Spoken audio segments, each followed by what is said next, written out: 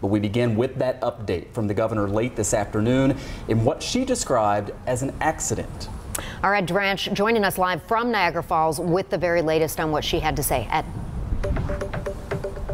Michael, Leah, the governor really leaving no ambiguity here, saying at this moment this was not terrorism. As you mentioned, there were two people inside of that car that went flying through the air. The governor calling that moment surreal when she saw that surveillance video.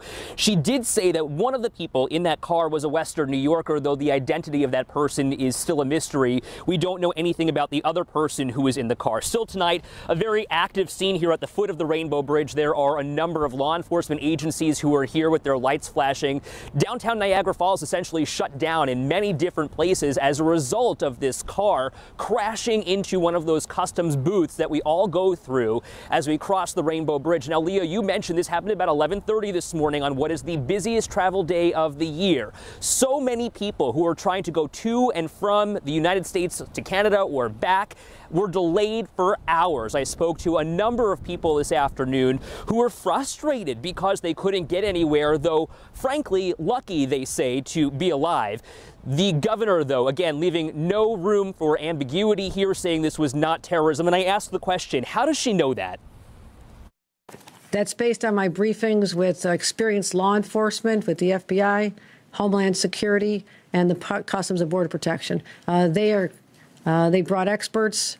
They're still analyzing this, but there's been no indication based on any online threats, anyone taking credit for anything, all the usual areas you look to identify whether or not there's a group involved at this time.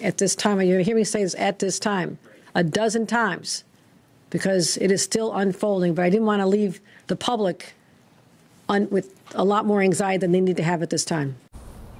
The governor initially called this an accident, a horrific accident, but she quickly walked that back, calling it then an incident, because she kept reiterating the fact that at this time they have no information to show that this is connected to terrorism. Now, as I mentioned, there were any number of people who were delayed as a result of those border crossings being closed. Again, the only bridge that's still closed tonight is the Rainbow Bridge as the investigation continues. Those folks are now able to travel along with their plans, but there was frustration. Also, a bit of anxiety eased. Listen. So I could be at the same time at that place, and I could have been impacted by the explosion or the fire, whatever there is. Or at least I have a place right now where I can just park and sit with my family. Or I consider myself unlucky because we had plans to meet with family and have some sort of celebration with my niece, and we may have to cancel that. So at this point here at the Rainbow Bridge, still closed, still being investigated as to how this car went speeding into a customs booth this morning, hurting that one customs officer who is now out of the Niagara Falls Memorial Medical Center. We're told he was treated, or they were treated, for minor injuries. Still at this point tonight, we don't know anything about that officer, if they are a veteran on the force, that person's name, or what they were actually doing at the time when that car came crashing through the border entry. We're live in Niagara Falls tonight. I'm Ed Dranch, 7 News. Michael, Leah, back to you.